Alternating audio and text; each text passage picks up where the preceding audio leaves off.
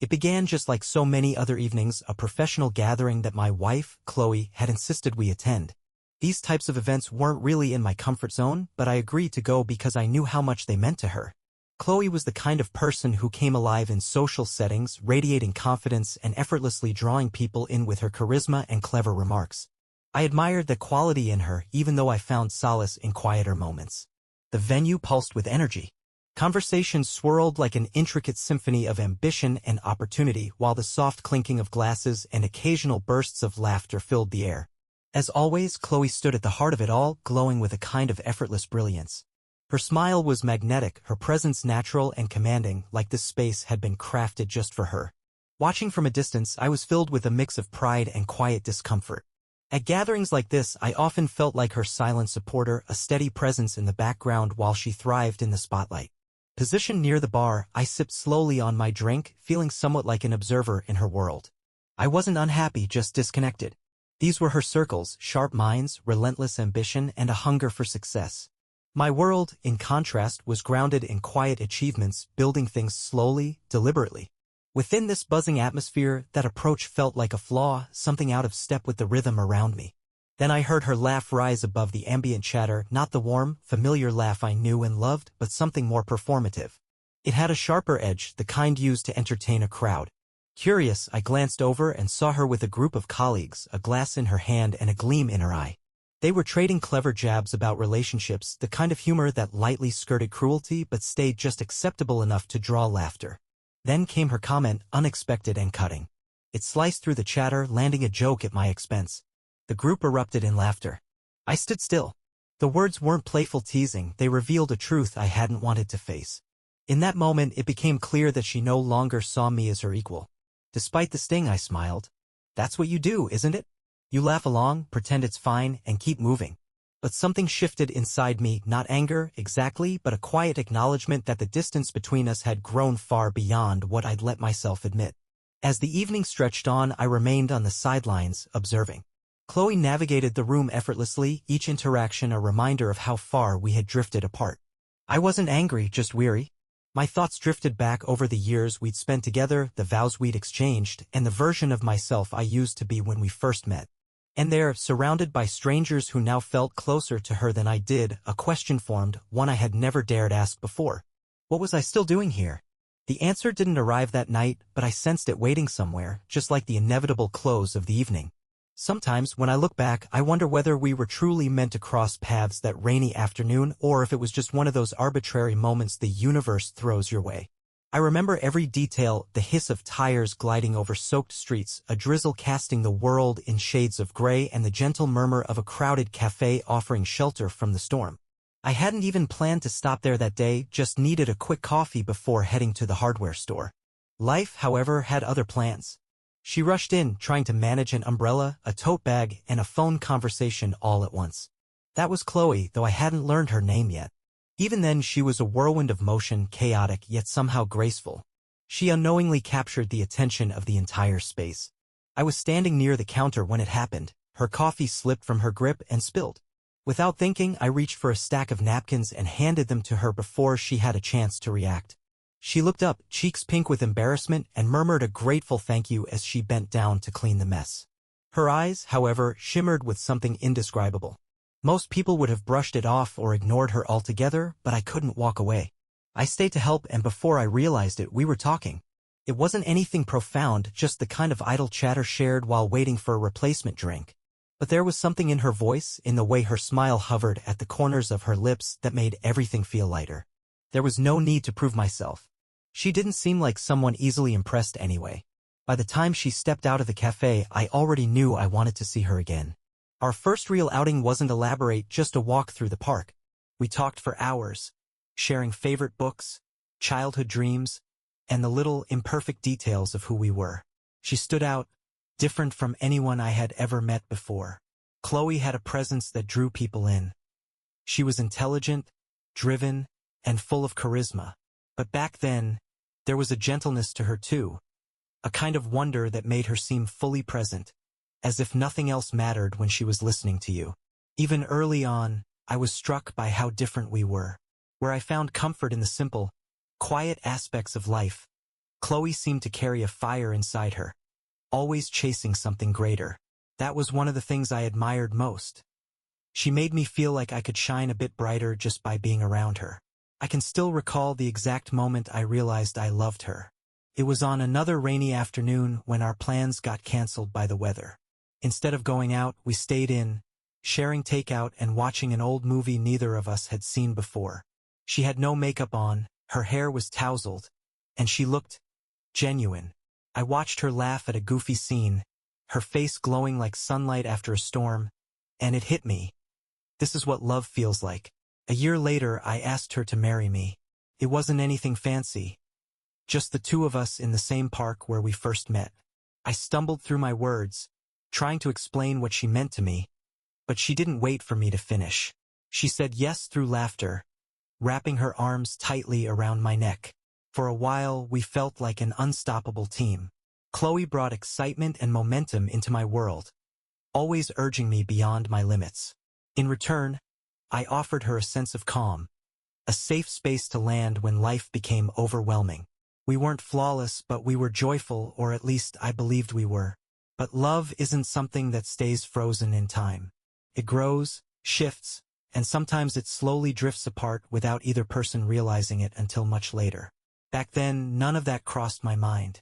I was simply a man in love, grateful that someone as vibrant as Chloe saw something in me worth loving. People often say that you don't notice the cracks right away. They start off hidden, tiny stress lines below the surface. That's exactly how things were with Chloe and me. For a while, everything looked fine. We were building a future together, celebrating the small wins and handling life's challenges side by side. But eventually, something began to change, and I can't quite put my finger on when it started. I suspect it began when Chloe's career began to soar. She had always been goal-oriented, and that drive was part of what made her so remarkable. Watching her climb the professional ladder filled me with pride, but her newfound success also brought a heightened pace to our lives that I wasn't ready for. Her days got longer, her evenings filled with events, and our once regular quiet nights slowly disappeared. In contrast, my own journey moved more slowly.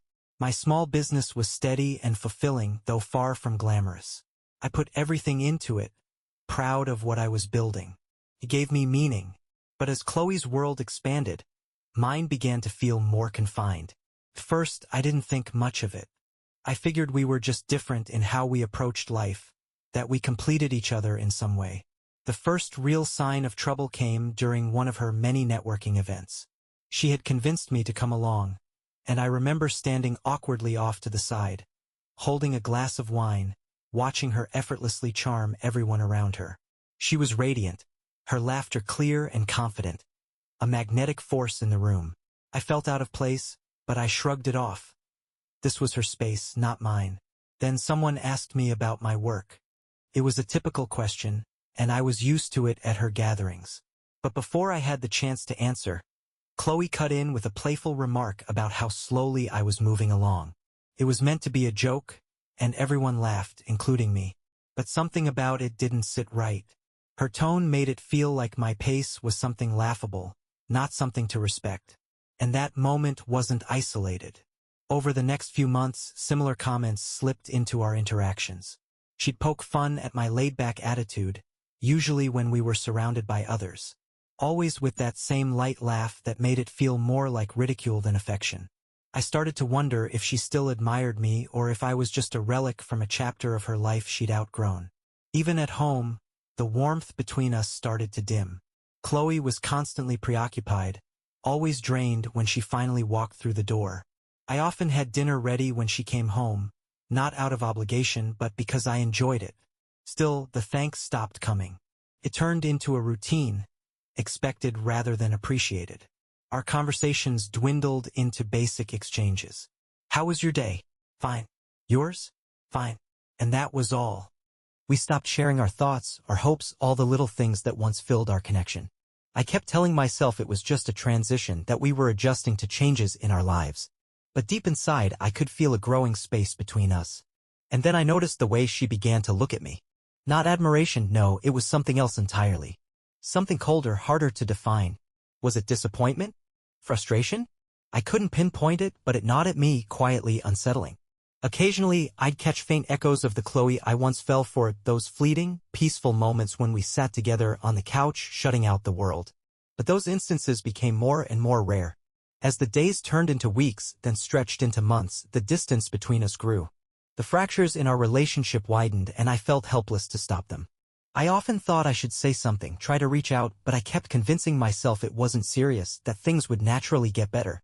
I clung to the belief that we were still the same couple who had once vowed to face life's hurdles hand in hand. Deep down, though, I knew we were shifting, evolving separately, and I couldn't tell if we were still walking the same path. Resentment doesn't usually strike like a thunderbolt.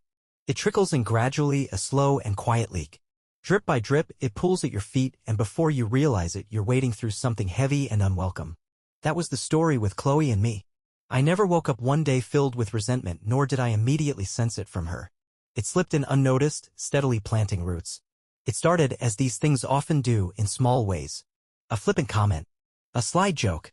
At first, I brushed them off. Chloe had always been quick-witted and loved teasing. I figured I could handle it. But the tone began to change subtly. What once felt like light-hearted ribbing now left a sting. It wasn't just the jokes, it was her expression, the delivery, like she was daring me to react, measuring how far she could go before something broke. I remember one night at a dinner party, someone asked me about my work. I was eager to share a new project I had been pouring myself into. But before I could explain, Chloe jumped in, chuckling as she said, "Nathan's all about the slow and steady method. He's basically a tortoise trying to win a race full of hares." Everyone laughed, and I forced myself to laugh too, but inside, I felt exposed and undermined. I let it slide. It seemed pointless to argue over a joke. Still, that moment stuck with me the way so many others did. They accumulated, tiny slights building on one another, each adding to an emotional load that grew heavier by the day. And the jokes didn't stop, they got worse. She began making light of how much time I spent at home, cooking or working on what she called small projects. It wasn't just in public anymore. It began seeping into our private lives. Even at home, without an audience, her words felt like performances. I'd be in the kitchen, stirring soup, and she'd stroll in, drop her purse on the counter, and say something like, "If you've got time to make dinner every night, maybe you've got too much free time on your hands." She'd smile like it was all in good humor, but it didn't feel funny.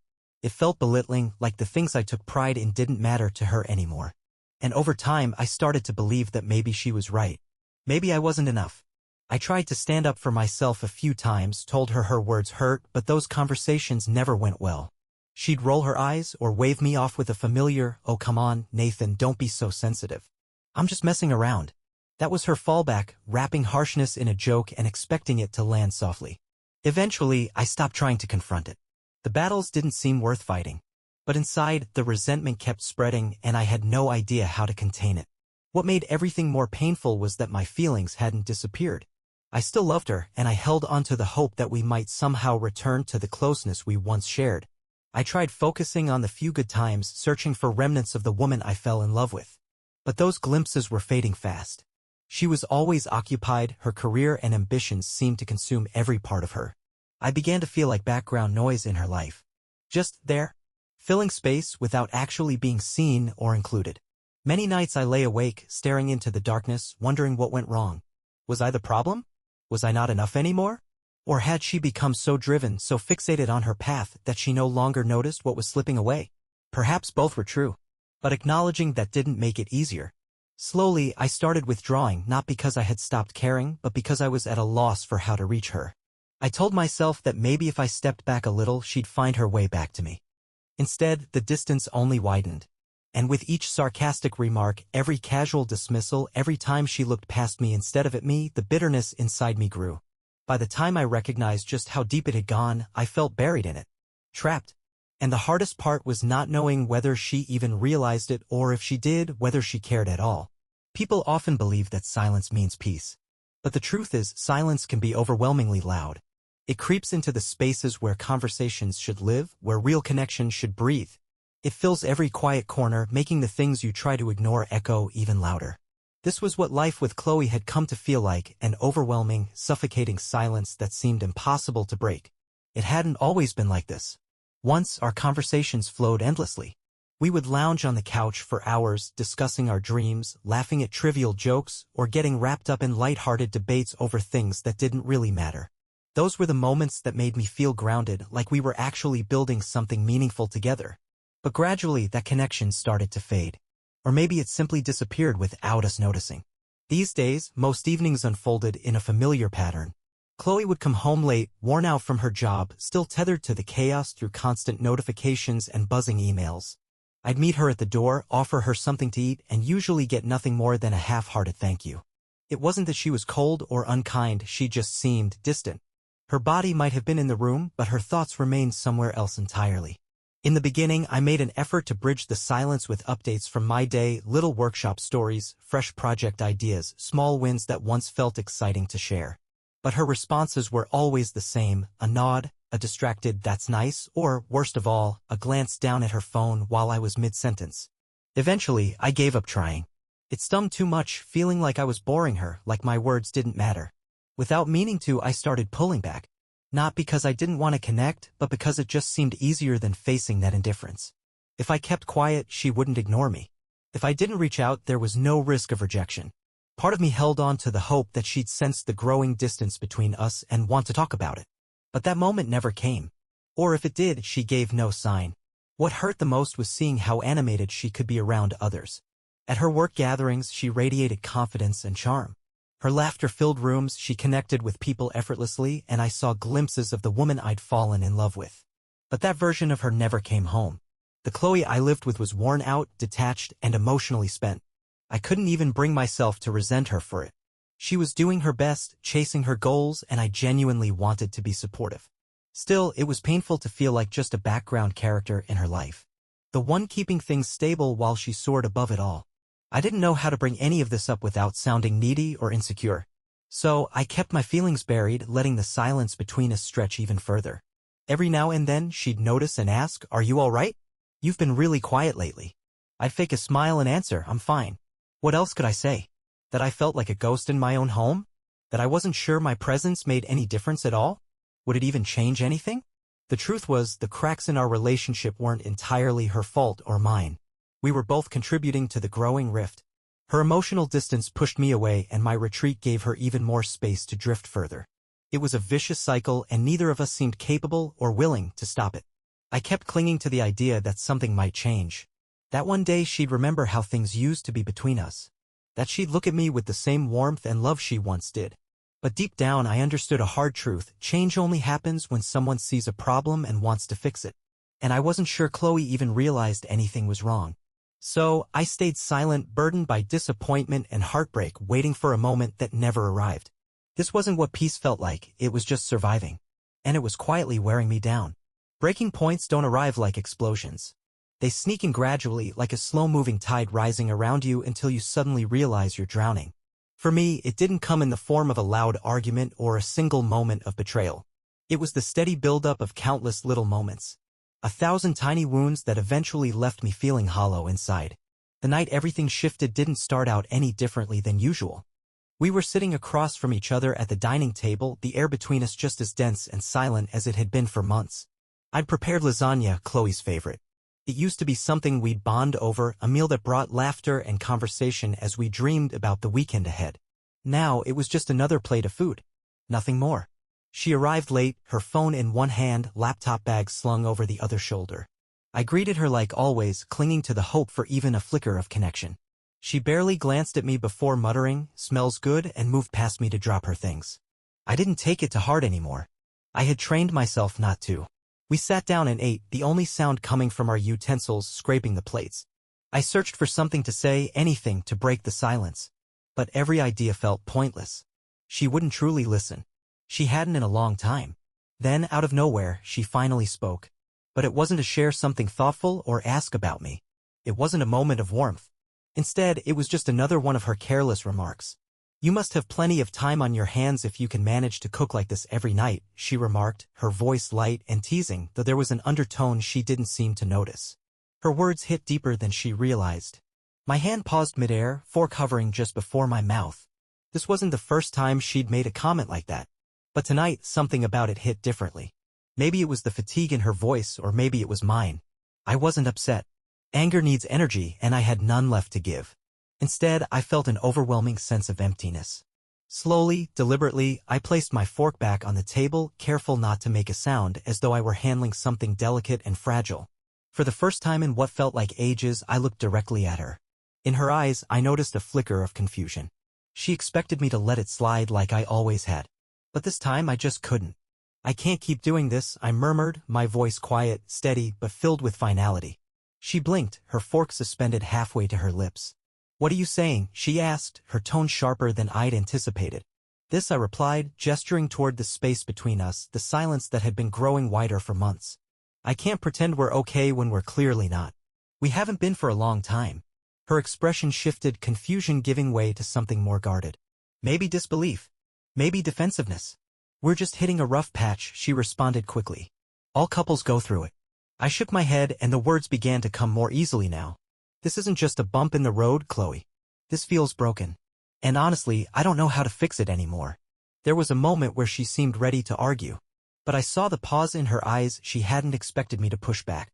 It caught her off guard. "Nathan, come on. Don't be dramatic," she said at last, irritation creeping into her voice. "We just need a little more time." I let out a long sigh, years of built-up weight pressing down on me. "We've already had time," I replied, my voice even softer now. "And all the time has shown me is how far we've drifted apart." She looked away, her gaze breaking from mine. For a brief second I thought I saw her resolve crack, but it vanished as quickly as it came. "So, what?" she asked, her voice rising slightly. "You're just giving up now?" "No," I said, firmly and without hesitation. "I've been holding on, Chloe. I've held on for years, hoping things would turn around. But every time I try, you seem to pull further away. I can't keep doing this to myself." The silence that settled over the room felt heavy and absolute. I stood up slowly, pushing my chair back with quiet resolve. "I'll be staying with my brother for a bit," I said, avoiding her gaze. "We both need some time apart." I picked up my keys and walked to the door. Closing it behind me, I felt a wave of sadness wash over me, but mixed with that was an unexpected sense of release. It wasn't rooted in anger or resentment. It was simply exhaustion. The kind that builds slowly over time until you can no longer carry it. I realized I couldn't keep drowning in the silence. Something had to give, even if it meant walking away. I used to believe regret would crash into you like a runaway train, a sudden blow that knocked the breath out of your chest. But I've learned it doesn't arrive like that. Regret seeps in quietly, slowly surrounding you like a fog. By the time you notice it, you're already engulfed. That's exactly how it felt after I left that night. Sitting in my brother's spare bedroom, staring at the ceiling, I had nothing but time and thoughts. And thoughts, when left unchecked, never stay silent. They stir up everything you've tried to bury. I started retracing the steps that led us here. The words exchanged, the silence that followed, the apologies never spoken. Every single memory became sharper in the quiet. I thought about how Chloe and I were at the beginning, when conversation flowed effortlessly, when her laughter could brighten even the darkest day. I remembered our small rituals, Sunday pancakes, walks beneath the stars, long conversations on the couch that meant everything and nothing at the same time. Those moments now felt distant, almost like they belonged to strangers. But the most painful memories weren't the joyful ones, they were the early signs of disconnection I had chosen to ignore. I thought about all those times I stayed silent, convincing myself it wasn't worth the fight. The times I noticed her withdrawing but didn't know how to reach her. I told myself I was giving her space, being patient.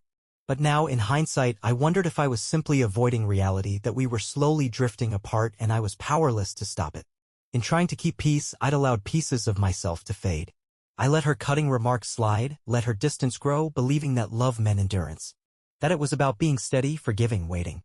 But love is more than surviving the hard days, it's about showing up even when things are difficult. Somewhere along the way, we both stopped showing up. At first, I won't lie, I blamed her. It was easier to believe she was the one who had changed, that she was the one who let go. But the truth? I wasn't innocent in all this. I allowed the silence to stretch between us, growing heavier with each passing day. Instead of voicing my pain, I let it fester, slowly morphing into resentment. Rather than fighting to hold onto what we had, I withdrew, silently hoping she'd notice the shift and somehow fix things for both of us. But that's not how relationships thrive. They can't survive on the efforts of only one person.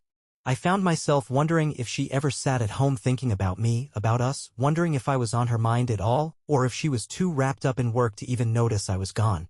That thought hit me harder than I wanted to admit. For years, I had clung to the belief that Chloe didn't need me in the same way I needed her. And maybe the deepest pain came from the realization that the woman I adored had become so independent, so distant, that I no longer knew how to truly connect with her.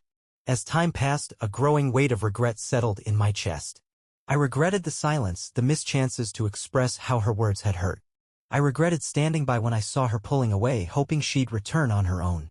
But above all, I regretted allowing things to deteriorate so far. We were two people who once shared deep love, now separated by an ever-widening emotional gap. But regret alone doesn't rebuild broken things. I knew that much. Sitting there, alone with my thoughts, a single question played on repeat in my mind: did I still want to fight for this? For her? For what we used to be? The answer always came back the same: yes, I did. But the harder question was whether she still did. Because if Chloe no longer wanted to try, no amount of my own regret or effort would be enough to close the distance between us. The thought of seeing her again filled me with fear. Not fear of her being angry or disappointed, but fear that she simply wouldn't care anymore. That my absence had been little more than a blip in her schedule. Still, I knew I couldn't live in this emotional limbo any longer. Regret might weigh heavily on the heart, but it's not a foundation you can build a future on. And if I wanted even the faintest shot at saving what we had, I would have to make the first move, terrifying as it was. When I finally made the decision to return, I had no idea what I'd be walking into. Part of me braced for a cold, lifeless space, a house that no longer felt like home. Another part clung to the faint hope that she'd be there, waiting, ready to talk. But neither of those expectations came true. The house looked exactly the same, clean, orderly, a mirror of her personality. But the warmth was gone. Or maybe it was me who felt empty. I stayed in the car for 10 full minutes, wrestling with my nerves before stepping out. The truth was, I wasn't afraid of confrontation, I was afraid of indifference. The possibility that she hadn't really noticed I'd been gone haunted me. Maybe my absence had barely interrupted her whirlwind of work and ambition. When I finally stepped through the front door, she glanced up from her laptop, startled by my presence. We stared at each other for a long moment. Her expression was hard to decipher. There was surprise, definitely, but there was something else lingering in her eyes. Was it relief? Sadness? Guilt? I couldn't be sure. She closed her laptop and said, in a voice that sounded flat and distant, "You're back." That neutral tone pierced deeper than any harsh words could have. "Yeah," I replied softly, placing my bag by the door and drawing a deep breath. "We need to talk." She gave a slow nod and motioned for me to sit down. As I took the seat across from her, the emotional chasm between us became impossible to ignore. It wasn't just physical space, it was every kind of distance imaginable. But I was here now and I had to try. We owed ourselves that much. "I've been thinking," I began cautiously, choosing my words with care, "about us, about how we got here." She stared at her hands, gently twisting her wedding ring with a nervous rhythm. "So have I," she said, her voice barely above a whisper. The tension in the room was almost too much, but I pressed on. "I know I haven't handled everything well, Chloe. I've ignored things, avoided the hard talks, pretended like we were fine when we weren't." Her gaze lifted to meet mine, and in her eyes, for the first time in years, I saw vulnerability. It was raw, unguarded. "I don't even know what to say, Nathan," she murmured. "I don't know where to begin." "Begin wherever you need to," I said gently. "I just need to know if you still want this, if you still want us." She hesitated, and in that silent pause, my heart pounded with dread. Then she finally spoke, her voice shaking. "I do. I still want us, Nathan, but I don't know how to fix what's broken." Her honesty caught me by surprise. Chloe rarely allowed herself to be seen as anything but strong. That moment reminded me of the woman I had fallen in love with, the one who once trusted me with the pieces of herself she kept hidden from the world. "We won't fix it all in a day," I told her, leaning closer. "But if we're both willing to work at it, we can begin." She nodded slowly, a tear slipping down her cheek. "I'm sorry," she whispered, her voice breaking, "for everything I said and for making you feel like you didn't matter." Hearing those words felt like a sliver of sunlight cutting through a long night. It wasn't a full answer, but it was a start. And for the first time in what felt like forever, I felt a flicker of hope. Just maybe we could find our way back to each other.